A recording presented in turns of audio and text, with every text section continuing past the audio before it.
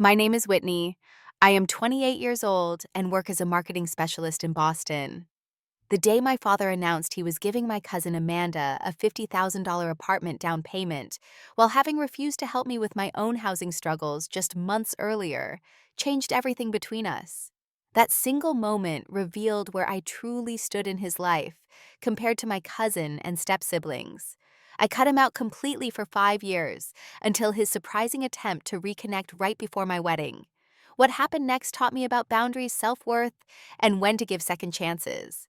Before I share my full story, let me know where you are watching from in the comments below. Hit that subscribe button and stay with me to learn how I handled a situation many of you might be facing with your own families. I grew up in a modest neighborhood in Dorchester, just outside downtown Boston. My childhood home was a small two-story colonial with faded blue paint and a tiny backyard where I spent countless summer afternoons reading under the old maple tree. It was nothing fancy, but it was comfortable and filled with happy memories until I turned 12. That was the year my parents divorced. The fighting had been going on for years before that, hushed arguments behind closed doors that they thought I could not hear. My father James worked in real estate, spending long hours away from home, showing properties and networking with clients. My mother was a high school English teacher who managed most of the household and my daily life. When they finally sat me down to explain they were separating, I remember feeling more relief than sadness. The tension that had filled our home dissipated, but it was quickly replaced with the complications of shuttling between two households. 3 years after the divorce, when I was 15, my father remarried a woman named Stephanie. She had two children from her previous marriage, my step-siblings Tyler and Kimberly, who were 14 and 16 at the time. Suddenly, I was part of a blended family I had never asked for, expected to form bonds with people who felt like strangers. My mother struggled financially after the divorce. Teaching never paid well, and though my father provided child support, it barely covered essentials. We moved to a small apartment in a less desirable neighborhood, and I watched my mother clip coupons and take on tutoring jobs to make ends meet. Despite the divorce, I maintained a close relationship with my father. Every other weekend, I would stay at his new, much larger home in Newton, an affluent suburb with manicured lawns and luxury cars and driveways. The contrast between my two lives was stark and confusing. My father seemed to be doing exceptionally well in his real estate business. He drove a sleek black BMW, took Stephanie on weekend getaways to Martha's Vineyard, and never hesitated to buy the latest gadgets for their home. From the outside, it appeared he had unlimited resources, which made what happened later all the more bewildering. Looking back, I can see the early signs of favoritism that I chose to ignore. When Christmas came around, Tyler and Kimberly would receive expensive gifts like gaming consoles and designer clothes, while I would get practical items like winter boots or school supplies. When I mentioned this disparity to my mother, she would sigh and say, "Your father has always had his priorities mixed up." Then there was my cousin Amanda, my father's sister's daughter. From early childhood, Amanda was the golden child of our extended family. She had perfect blonde hair, excelled in academics without seeming to try, and had the kind of effortless social grace that made adults and peers alike gravitate toward her. Family gatherings inevitably turned into showcases for Amanda's latest achievements. Throughout high school, I poured myself into academics. I was determined to prove my worth through hard work and achievement. I joined the debate team, wrote for the school newspaper, and maintained a 4.0 GPA. My efforts paid off when I received a partial scholarship to Boston University for my undergraduate degree in marketing. The day I got my acceptance letter, my father took me to dinner at an upscale restaurant in Back Bay. Over seafood pasta and sparkling water, he made a promise that would shape my expectations for years to come. "Whitney, I am so proud of you," he said, his eyes crinkling at the corners. "You have worked so hard, and it is paying off. When you graduate, I want to help you get settled. Housing in Boston is expensive, and I want to make sure you have a good start." I remember the warmth that spread through my chest at his words. It was not just the promise of financial assistance that moved me, but the validation that came with it. My father saw my hard work, my potential, and deemed it worthy of investment. Throughout college, I held on to that promise like a talisman. When I stayed up late completing projects, when I took unpaid internships to build my resume, when I passed up social events to study, I reminded myself that it would all be worth it. My father believed in me, and soon I would start my career on solid footing with his support behind me. I had no idea that this promise would prove empty, or that the stark contrast between his treatment of me and my cousin would soon force me to reassess everything I thought I knew about my place in my father's heart. The day I graduated from Boston University was one of the proudest moments of my life. Standing in my cap and gown, diploma in hand, I felt a surge of accomplishment and hope for the future. My mother cried and hugged me tight, whispering how proud she was. My father stood nearby with Stephanie and my step-siblings, smiling broadly and taking photos that would later appear on his Facebook page with captions about our graduate. Within 2 weeks of graduation, I landed an entry-level position at a marketing firm in downtown Boston. The starting salary was $42,000 a year, which seemed impressive until I started looking for apartments. The housing market in Boston was brutal, especially for a new graduate with student loan payments looming. Even the smallest studios in safe neighborhoods started at $1,800 per month, far more than the recommended 30% of my income I should spend on housing. Initially, I was not worried. My father had promised to help, and I trusted his word. I began researching neighborhoods, creating spreadsheets of potential apartments, and calculating budgets that included his assistance. I imagined a small but stylish one-bedroom where I could start building my adult life, perhaps in Cambridge or Somerville. When I called my father to discuss specific numbers, his response was the first crack in my confidence. "Whitney, things are a bit tight right now," he said, his voice carrying that forced casualness I had come to recognize when he was making excuses. "The market has been slow this quarter. Can we revisit this in a few months when things pick up?" Disappointed but understanding as I adjusted my plans, I found a tiny apartment in Alston with 2 roommates, fellow recent graduates, squeezing by on entry-level salaries. My room was barely large enough for a twin bed and a small desk. The walls were thin, the plumbing temperamental, and the commute to my office took nearly an hour on the crowded Green Line. Every morning I would wake at 5:30, navigate the cramped bathroom schedule with my roommates, and rush out to catch the T before the worst of rush hour. By the time I arrived at work, I had already spent almost 2 hours getting ready and commuting. After work, I would return to my tiny room, often eating dinner at my desk, while working on additional projects to impress my boss. 6 months into this routine, with winter setting in and the apartment's heating system proving inadequate against Boston's bitter cold, I reached out to my father again. We met for lunch near his office in Back Bay. The restaurant he chose was expensive, the kind of place where a simple salad cost nearly $20. I watched him order scotch that cost more than I spent on groceries in a week. "Dad, remember when we talked about help with housing?" I asked, trying to keep my tone light. "I have been at my job for 6 months now, and they are really happy with my work. I was hoping we could revisit the conversation about getting a better place." His expression shifted, a mixture of annoyance and defensiveness clouding his features. "Whitney, I think you need to learn to stand on your own 2 feet. When I was your age, I worked 2 jobs and still made rent." I bit back the response that burned on my tongue, the reminder that when he was my age, Boston's housing market was vastly different, and that he had received help from his own parents in the form of a car and co-signing for his first apartment.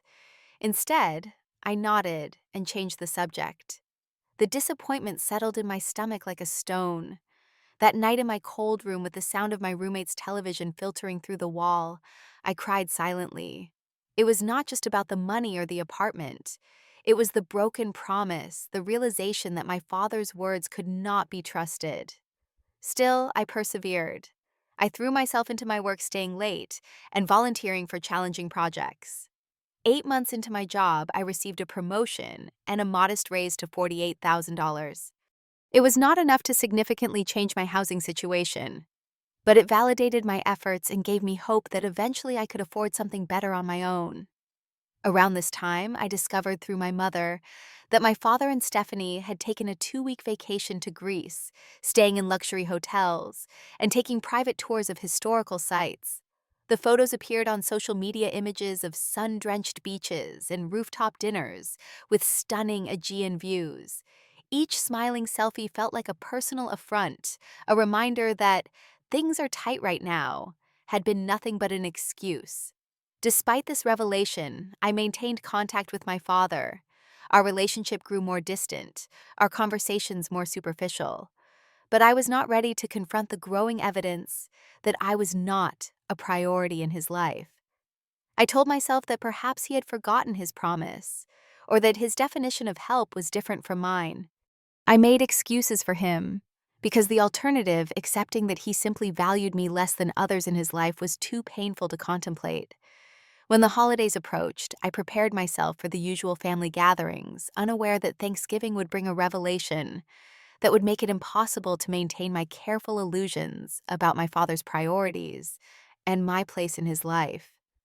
The Thanksgiving gathering at my Aunt Patricia's sprawling home in Wellesley had always been an elaborate affair. The house itself was a monument to success, with its circular driveway, marble-floored entryway, and dining room large enough to seat 20 people comfortably. My aunt, my father's older sister, had married a successful surgeon and enjoyed displaying the fruits of that union through meticulous entertaining. I arrived later than planned due to a public transportation delay, entering the warm, fragrant house already buzzing with conversation and laughter. My mother had declined the invitation, as she usually did for gatherings that included my father's side of the family, choosing instead to volunteer at a community Thanksgiving meal. As I hung my coat in the overstuffed closet, I heard a familiar squeal of excitement from the living room. Cousin Amanda was holding court, surrounded by relatives hanging on her every word. At 29, a year older than me, Amanda had completed her MBA at Harvard Business School and worked as a financial analyst for a prestigious firm. She was everything our family valued successful in a field they understood and respected. "Whitney," she called, waving me over with a perfectly manicured hand. I was just about to share my big news. I plastered on a smile and joined the circle, accepting a glass of wine from my uncle. Amanda's eyes sparkled as she extended her left hand, where an enormous diamond ring caught the light from the antique chandelier above. "Brian proposed last weekend," she announced. "We are getting married next June at the Fairmont Copley Plaza." A chorus of congratulations erupted around us. Brian, Amanda's boyfriend of 3 years, was a dermatologist with his own practice in an affluent suburb. They had met at a charity gala, a perfect meet-cute story that Amanda loved to recount. My father stepped forward to hug Amanda, beaming with what looked like personal pride. "This is wonderful news. Brian is a lucky man." I offered my own congratulations, genuinely happy for my cousin, despite the complicated feelings her achievements always stirred in me. As the excitement settled and conversations broke into smaller groups, I overheard Amanda speaking with my aunt about their housing search. "Boston's market is just impossible right now," Amanda sighed. "Even with our combined incomes, the kind of place we want in Back Bay or Beacon Hill requires such a massive down payment. We might have to look in the suburbs initially." I noticed my father listening intently to this conversation, a thoughtful expression on his face. At the time, I thought nothing of it, focusing instead on helping my aunt carry dishes to the dining room. The Thanksgiving meal proceeded as it always did, with my uncle carving the turkey, while everyone took turns sharing what they were grateful for. When my turn came, I mentioned my recent promotion and the creative campaign I had developed for a local business. My announcement received polite nods before attention quickly returned to Amanda's engagement and wedding plans. 2 weeks later, the extended family gathered again for an early Christmas celebration at my father's house. His home was decorated extravagantly with a 12-foot tree in the vaulted ceiling living room and professional-looking garlands winding up the staircase. I arrived bearing modest gifts purchased on my tight budget, feeling the familiar inadequacy that these gatherings often provoked. After dinner, as we assembled in the living room for the gift exchange, my father stood and clinked his glass for attention. His face was flushed with excitement, and he had his arm around Stephanie, who was smiling knowingly. "I have a special announcement to make," he said, his voice carrying across the quiet room. "As you all know, our dear Amanda is starting a new chapter in her life with Brian. Stephanie and I have been thinking about how we can support them as they begin this journey together." My stomach tightened with an inexplicable sense of foreboding. "We have decided," my father continued, "to give Amanda and Brian a gift of $50,000 to use as a down payment on their first home together." The room erupted in gasps and applause. Amanda jumped up to hug my father, tears streaming down her face. "Uncle James, this is too generous," she said, though her tone made it clear she would accept the gift readily. "Nonsense," my father replied loudly enough for everyone to hear. "Family supports family. You and Brian deserve a good start in life, and we want to help make that happen." I sat frozen, my wine glass halfway to my lips. The room suddenly felt airless, the festive lights too bright. Just months earlier, my father had told me I needed to stand on my own 2 feet when I asked for help finding affordable housing. Now he was giving my cousin $50,000 for an apartment without hesitation. "The market in Boston is challenging for young people," my father continued, seemingly oblivious to my presence. "They have found a beautiful 2-bedroom in Back Bay with a doorman and rooftop garden. This will help them secure it before someone else snatches it up." I excused myself quietly, walking on unsteady legs to the powder room down the hall. Once inside, I locked the door and leaned against the sink, trying to control my breathing, as tears burned behind my eyes. The contrast was so stark, so undeniable, that I could no longer pretend. My father had not helped me because he did not want to, not because he could not. After splashing cold water on my face and reapplying my makeup, I returned to the gathering with a brittle smile. No one seemed to notice my absence or my reddened eyes. The conversation had already moved on to details of Amanda and Brian's apartment with my father, explaining enthusiastically about the building's amenities and investment potential. As the evening wore on, I found myself in the kitchen loading the dishwasher to escape the ongoing celebration. Through the door, I overheard a conversation between my father and my Uncle Robert. "That is incredibly generous, James," my uncle was saying. "50,000 is substantial." "Amanda deserves a good start," my father replied. "She has always made good choices, worked hard in a solid field. I want to reward that kind of responsibility." The implication was clear. Unlike Amanda, I had apparently not made good choices in my father's eyes.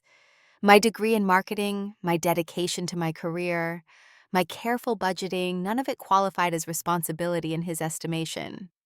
The drive back to my cramped apartment that night was blurred by tears. I called my best friend Sarah from my car parked outside my building because I could not bring myself to go inside yet. "He just gave her $50,000, Sarah," I said, my voice breaking, "for an apartment. After telling me he could not help me with housing, it was not that he could not afford it. He just did not think I deserved it." Sarah's outrage on my behalf was comforting, but it could not erase the painful truth I now had to face. In my father's hierarchy of caring, I ranked below my cousin, below my step-siblings, perhaps below people I had never even met. The realization was devastating, undermining not just my relationship with my father, but my sense of self-worth. That night, lying in my narrow bed with the sounds of the city filtering through my poorly insulated window, I made the decision to confront my father. No more excuses, no more pretending. I needed to understand why he valued me so much less than others in his life, even if the truth would hurt. For a week, I carried the weight of my father's betrayal like a stone in my chest. Each morning, I would wake up hoping the pain had diminished, only to have memories of that Christmas announcement flood back. The contrast between his refusal to help me and his generosity toward Amanda played on repeat in my mind, a constant reminder of where I stood in his priorities. I drafted and deleted dozens of text messages and emails to my father, none of them capturing the complex mixture of hurt, anger, and confusion I felt. Finally, I decided a face-to-face conversation was necessary. This was too important for miscommunication or the easy dismissal that digital communication allowed. I called my father on a Wednesday morning, keeping my tone neutral as I suggested meeting for coffee that weekend. "I would like to talk about something important," I said, offering no further explanation when he probed. We agreed to meet at a small cafe halfway between our homes, a place with enough privacy for a serious conversation, but public enough to hopefully prevent voices from being raised. I arrived early, selecting a corner table and ordering a latte that I had no interest in drinking. My stomach was in knots, my hands trembling slightly as I rehearsed the points I wanted to make. When my father walked in, he was smiling, oblivious to the confrontation awaiting him. He ordered a black coffee and settled into the chair across from me, asking about work and commenting on the unseasonably cold weather. I let him talk, waiting for him to run out of small talk before I steered the conversation toward its true purpose. "Dad," I said finally, my voice steadier than I expected, "I need to talk to you about something that has been bothering me. At Christmas, you announced you are giving Amanda $50,000 for a down payment on an apartment." He nodded, pride evident in his expression. "Yes, it is a wonderful gift. Stephanie and I are so happy we can help them start their life together properly." I am confused. I continued, maintaining eye contact despite the urge to look away. "Earlier this year, when I asked for help with housing after graduation, you told me I needed to stand on my own feet. You said things were tight financially. What changed?" His expression shifted defensiveness, replacing the earlier pride. "Whitney, it is a completely different situation." "How so?" I pressed, determined to understand his reasoning. "Amanda and Brian are getting married. They are starting a family. And they have established careers in respectable fields," he said, emphasizing the word respectable, in a way that made my skin crawl. "Their apartment is an investment, not just housing." "And my situation?" I asked, fighting to keep my voice level. "I also have an established career that I work hard at. The only difference is that I am single and chose marketing instead of finance or medicine." My father sighed, the sound heavy with disappointment. "Whitney, let us be honest. The choices you have made do not warrant the same level of support. Marketing is not a field with the earning potential of finance or medicine. You could have chosen something more practical, but you went with a creative field instead." The casual dismissal of my career, my passion, felt like a slap. "I earned a scholarship. I work 60-hour weeks. I have never asked you for anything except the help you promised when I graduated." "I have responsibilities to Stephanie and the kids," he countered, as if I were not also his child. "Tyler is starting college next year, and Kimberly's wedding is coming up. There are a lot of demands on our resources. So I am less important than my step-siblings and my cousin." I asked, the question hanging between us unavoidable now.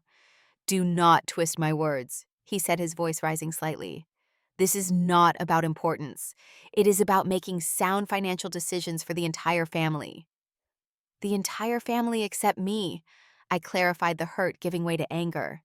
"Dad, you have never treated me the same as Tyler and Kimberly. You have never given me the same support you give Amanda. I have tried to understand, to make excuses for it, but I cannot ignore it anymore." His face hardened. "You sound jealous and entitled right now. I raised you better than this." "Entitled," I repeated, incredulous. "I have never felt entitled to anything. I worked for my scholarship, for my job, for every achievement in my life. All I expected was to be treated with the same consideration you show everyone else in the family." "You are being dramatic," he said dismissively. "This is exactly the kind of emotional overreaction that worries me about your maturity." In that moment, something broke inside me. The last thread of hope that my father might recognize his unfairness, that he might apologize and try to make amends, snapped. I realized with painful clarity that he would never see the hurt he had caused, would never acknowledge the inequality in how he treated me.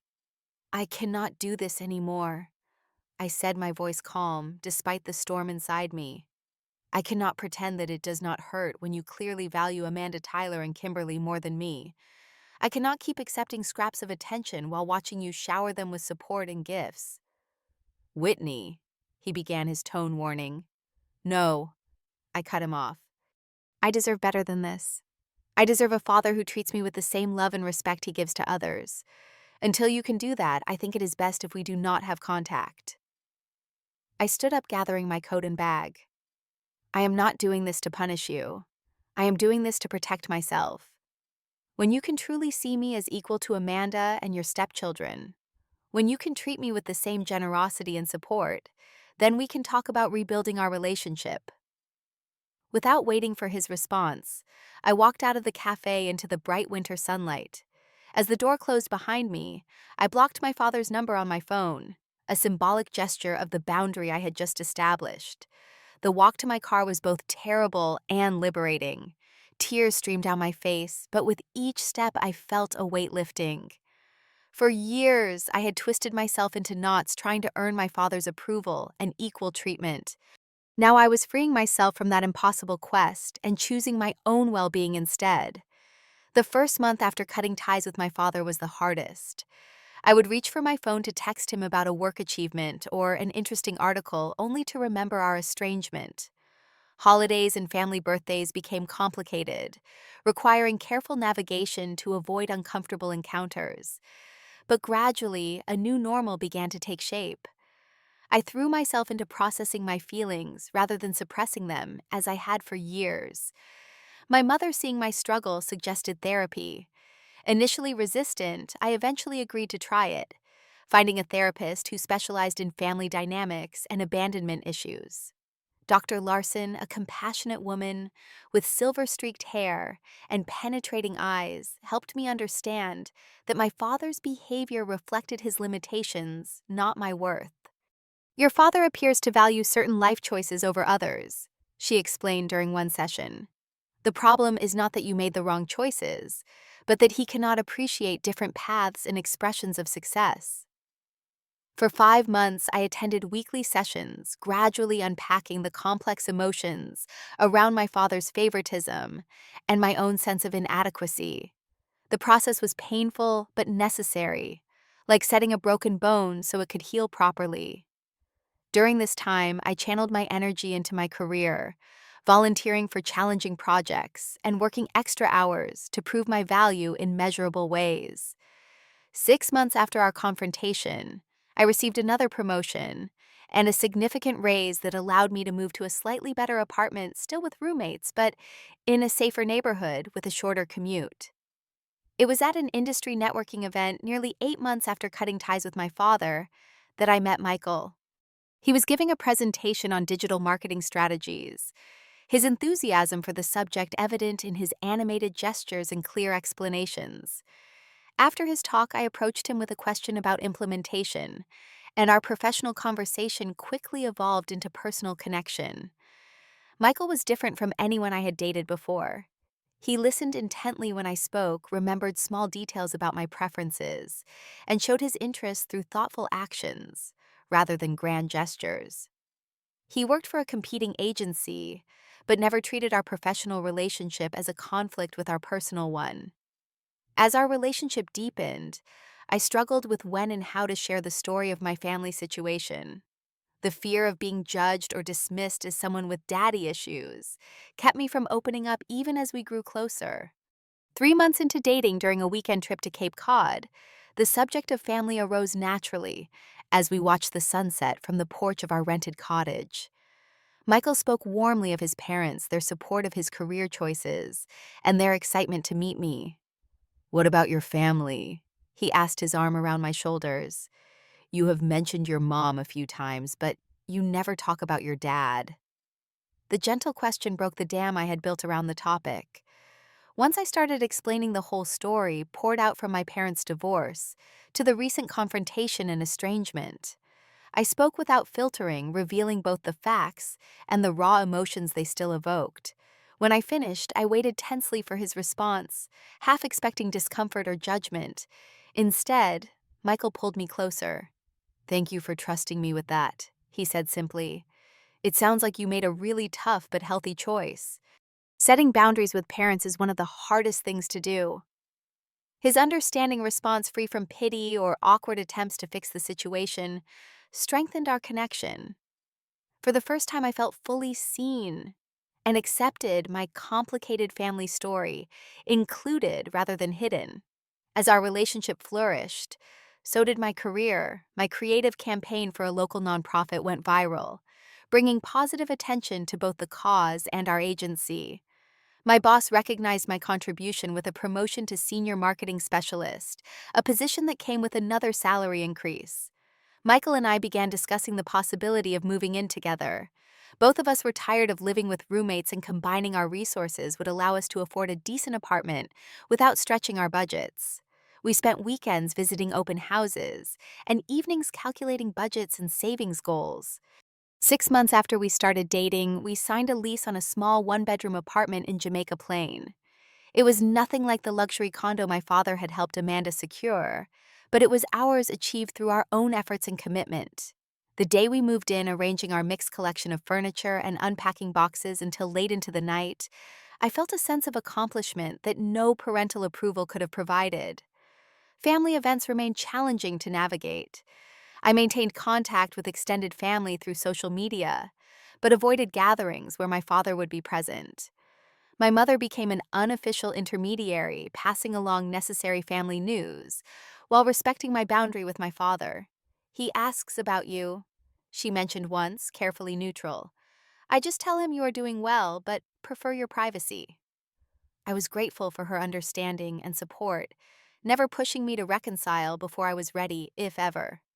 She had her own complicated history with my father, yet never tried to influence my decisions based on her experiences. 2 years passed without contact with my father. During this time, Michael and I built a life together, centered on mutual respect, shared goals, and genuine partnership. His family welcomed me warmly, including me in holidays and family traditions, without pressuring me about my own family situation. In this space of acceptance and growth, I found a peace I had not known was possible. The constant need to prove my worth to earn my place gradually subsided. I began to recognize my own value independent of external validation, especially from my father. This hard-won self-confidence affected every aspect of my life, from my relationship with Michael to my career decisions and friendships. I still thought of my father, sometimes wondering if he ever reflected on our last conversation, or recognized the inequality in how he treated me compared to others in the family. But these thoughts no longer dominated my emotional landscape or undermined my sense of self. I had built a life I was proud of with or without his approval. The morning Michael proposed remains one of the most beautiful memories of my life. We were hiking in Acadia National Park during a long weekend trip to Maine, having reached a scenic overlook after a challenging trail. As we stood catching our breath and admiring the sweeping ocean views, Michael turned to me with an expression I had never seen before, a mixture of nervousness and absolute certainty. "Whitney," he said, taking my hands in his, "these past 2 years have shown me what true partnership feels like. You challenge me, support me, and make every day better just by being in it." Before I fully registered what was happening, he was down on one knee, a small velvet box open, to reveal a delicate sapphire ring. "I want to build a life with you, face whatever comes together, and grow old solving crossword puzzles on Sunday mornings. Will you marry me?" Joy bubbled up inside me like a spring. "Yes," I answered without hesitation. "Absolutely yes." The sapphire was perfect, a thoughtful choice that reflected my preference for colored stones over traditional diamonds. As Michael slipped it onto my finger, I felt a surge of gratitude for this man who had taken the time to know me so well, to see and value who I truly was. Our engagement announcement on social media brought a flood of congratulations from friends and family. I posted a simple photo of us with my ring visible, keeping the caption brief and joyful. Within hours, relatives I had not spoken to in years were commenting and messaging, including several of my father's family members. Wedding planning began almost immediately. Michael and I agreed on a small ceremony the following spring, with just our closest friends and family. We wanted something meaningful rather than extravagant, a celebration focused on our commitment rather than impressing guests. One evening, as we sat at our kitchen table with spreadsheets and planning books spread out before us, the topic of the guest list arose. "What about your dad?" Michael asked carefully, his tone neutral. "I know things have been difficult. Have you thought about whether you want to invite him?" The question hung in the air between us. In truth, I had been avoiding this decision, pushing it to the bottom of our planning priorities. Now faced with it directly, I felt a familiar twist of complicated emotions. "I do not think I want him there," I said finally. "The day is supposed to be joyful, about celebrating our future together. Having him there would bring up too many unresolved feelings. Michael nodded, accepting my decision without judgment. Whatever you feel is right, I support. This is your family situation to navigate. Does that bother you? I asked, suddenly worried. Not having your future father-in-law at our wedding. What bothers me, Michael said, taking my hand, is knowing how much pain he has caused you. I care about your well-being more than traditional wedding expectations. His unwavering support reinforced my decision, though doubts occasionally surfaced as planning continued. Was I being too harsh? Too unforgiving? These questions plagued me especially at night, when old insecurities tended to resurface. A month into our engagement, my mother called with news that complicated my resolve. Your father knows about your engagement, she said, her voice careful. Apparently, Amanda mentioned it to him after seeing your announcement online. How did he react? I asked, not sure why I cared after all this time. According to Amanda, he seemed sad. She said he mentioned regrets about how things are between you two. I absorbed this information silently, unsure how to respond. My mother, sensing my confusion, added gently, You do not need to do anything with this information, honey. I just thought you should know. A week later, I received a text from a number I did not recognize asking if we could meet for coffee. It was Amanda. Curious and slightly wary, I agreed to meet her at a cafe near my office the following afternoon. Amanda arrived looking much as she always had, perfectly put together, in a way that once would have intimidated me. But 2 years of growth had changed my perspective. I no longer saw her as the golden child I could never measure up to, just a cousin with her own life and challenges. Thank you for meeting me, she said after we had ordered our drinks. I know things have been complicated with the family. I nodded, waiting for her to continue. I wanted to talk to you about Uncle James, she said, using my father's first name in a way that suddenly struck me as odd. He has been different since you stopped speaking to him. More subdued, less like himself. Amanda, I began, not wanting to be pulled into family drama. Please just listen, she interrupted gently. I did not understand before, but I do now. He treated you unfairly. The apartment money, the different standards, all of it. It was wrong, and I was too caught up in my own life to see it clearly. Her acknowledgement caught me off guard. Amanda had never before recognized the disparity in how my father treated us. He talks about you, she continued. Not directly usually, but he will see something related to marketing and mention that you would find it interesting or hear a song you used to like and go quiet. I think he genuinely misses you and regrets what happened. I stirred my coffee, processing her words. Has he said that he regrets it? Not in those exact words, she admitted. But when I told him about your engagement, the look on his face was... I have never seen him look so sad and lost. He asked a lot of questions about Michael, about whether you seem happy. Our conversation continued for nearly an hour, touching on family dynamics and the years of unequal treatment I had experienced. For the first time, Amanda seemed to truly hear and validate my experience, rather than dismissing or minimizing it. As we prepared to leave, she mentioned casually, Uncle James has had some health issues recently. Nothing life-threatening, but it has made him reflect on his priorities. Just thought you should know. 2 weeks after meeting Amanda, a letter arrived at my apartment. The handwriting on the envelope was instantly recognizable as my father's neat, precise script. I stared at it for several minutes before finding the courage to open it. Inside was 3 pages of heartfelt reflection. My father acknowledged the favoritism he had shown, admitting that he had held me to different and unfair standards compared to my cousins and step-siblings. He explained, though did not excuse his behavior by sharing his own insecurities about my career path, which was so different from his own practical business-oriented worldview. I had a minor heart scare last year, he wrote toward the end. Nothing serious in the end, but lying in that hospital bed thinking about what matters, I realized how badly I had failed you. Not because you needed my financial help, but because you deserved my equal support and belief in your choices. The letter concluded with a request, not a demand to meet. I understand if you are not ready or if you never want to see me again. What I did was wrong, and I have no right to expect forgiveness. But if you are willing, I would like a chance to apologize in person and perhaps begin to make amends. I have heard about your engagement and would be honored to attend your wedding, but only if my presence would bring you joy rather than pain.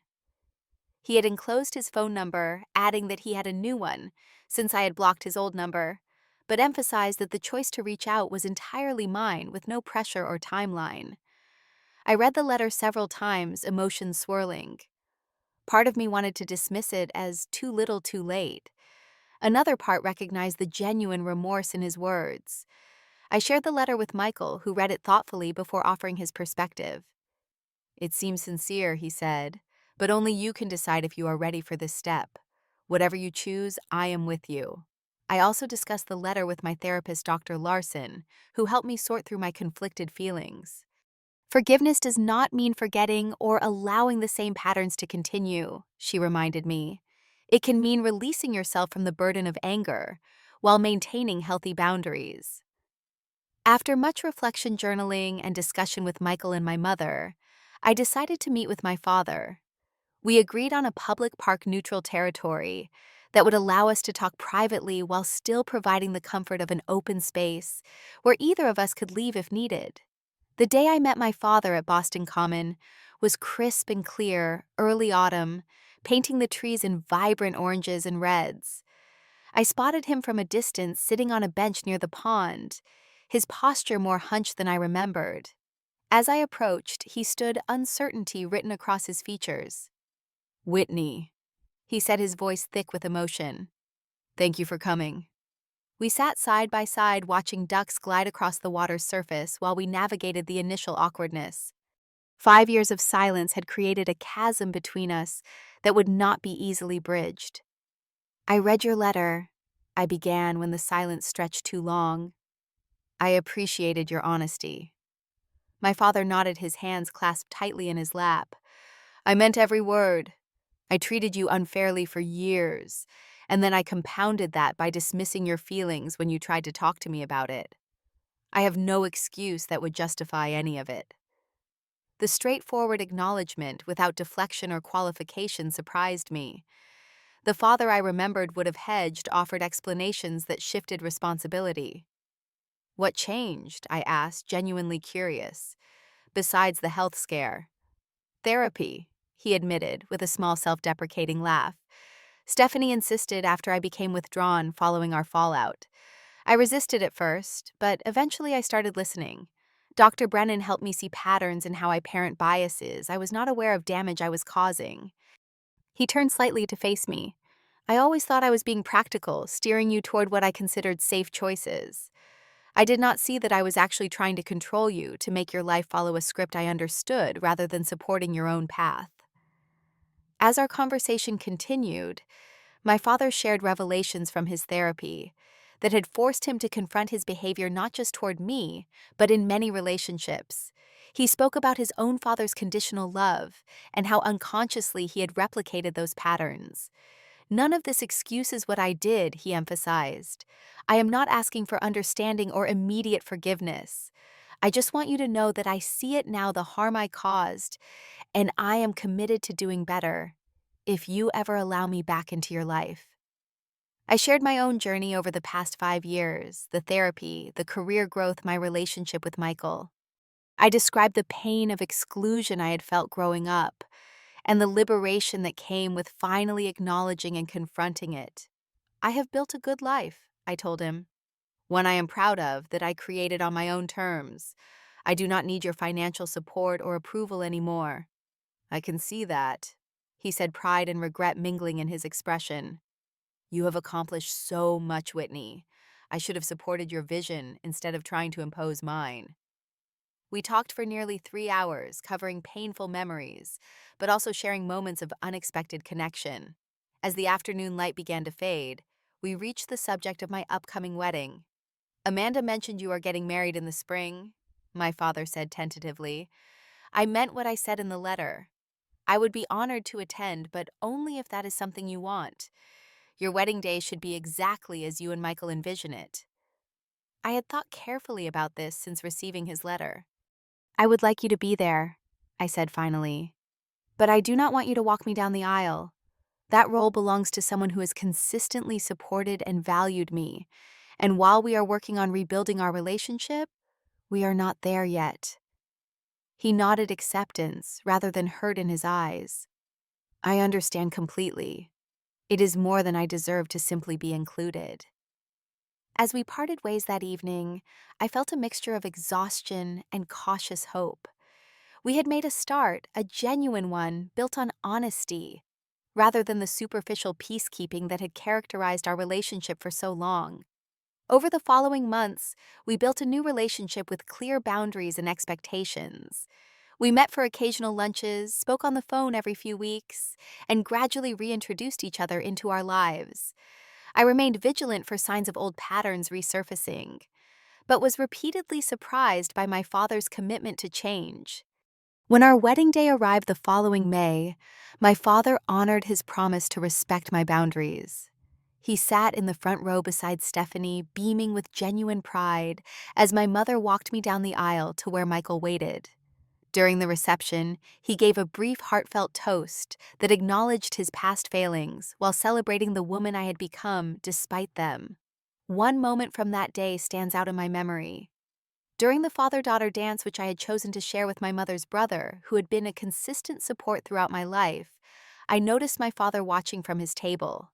There was no resentment or entitlement in his expression, only acceptance and a hint of wistfulness.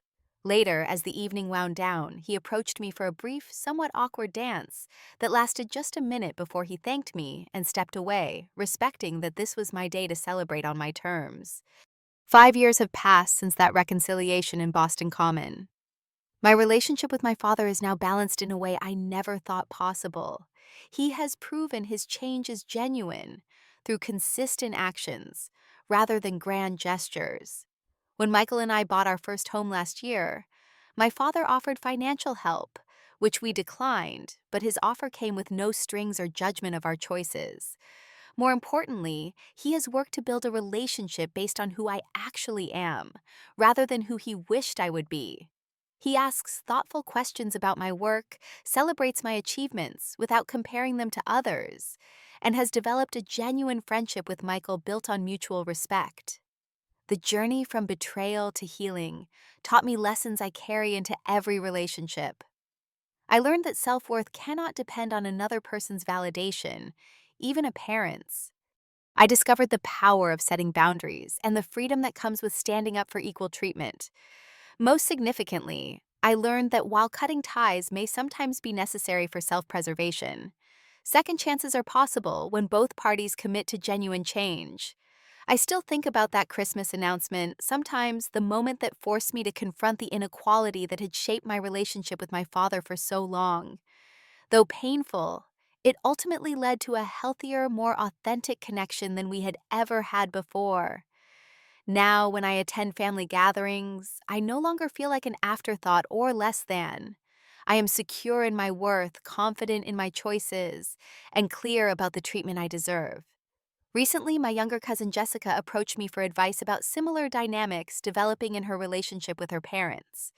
As I shared my experience and the lessons I learned, I realized how far I had come from that hurt young woman, sitting frozen in my father's living room. I now have wisdom to offer perspective that can help others navigate their own complex family relationships. Family is indeed those who truly value and support you, who see you for who you are, and love you unconditionally. Sometimes that includes blood relatives who have done the hard work of growth and change. Sometimes it does not. The most important thing I have learned is that we each get to decide who belongs in our inner circle and what boundaries we need to maintain our well-being and self-respect. What about you? Have you ever had to set difficult boundaries with family members? How did you balance self-protection with the possibility of reconciliation?